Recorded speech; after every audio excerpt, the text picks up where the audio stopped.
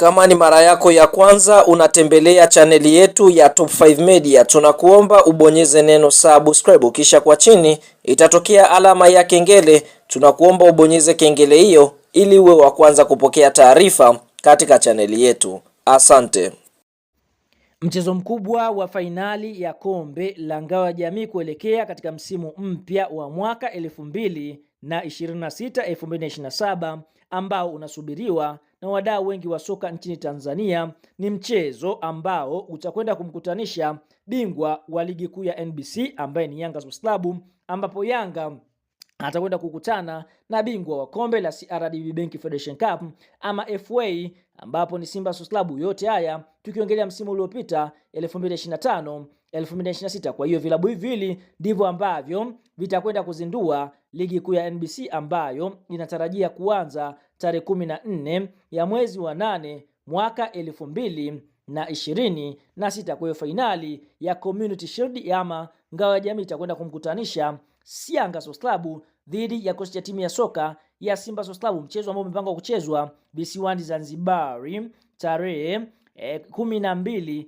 ya mwezi wa 8 mwaka 2026 majira ya saa 2:30 usiku, ambapo kuelekea katika mchezo huu tunaona vilabu vyote tayari vimeweza kujiandaa, na ikumbukwe hii itakuwa ni fainali ya pili mfululizo kwa vilabu hivi kuweza kukutana katika kombe la ngao ya jamii.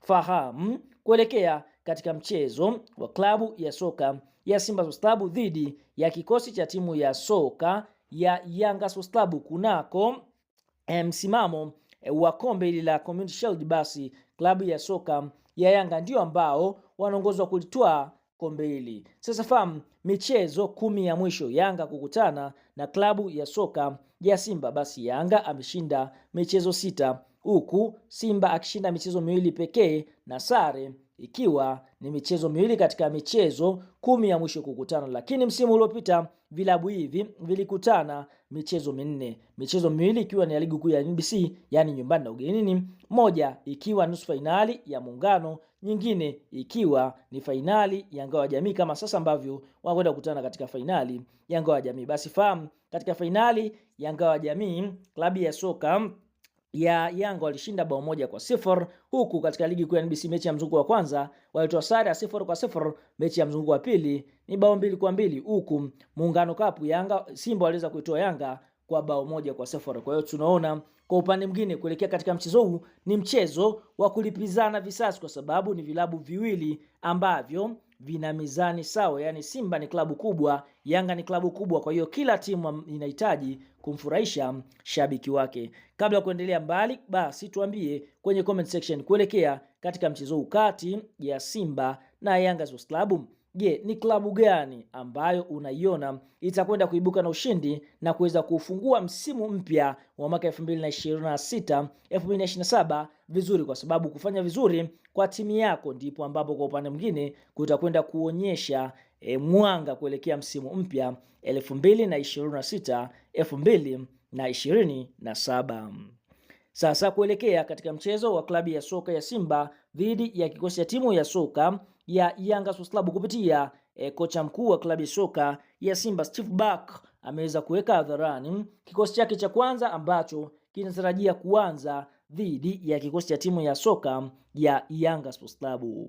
Kwa upande wa mfumo ambao atakwenda kutumia ni 4-2-3-1. Golini atakwenda kusimama Jibira Kasali, miongoni mwa magolikipa ambao wana consistency ama wana mfululizo wa kufanya mambo mazuri. Fullback namba 2 atakwenda kuanza David Kameta Duchu.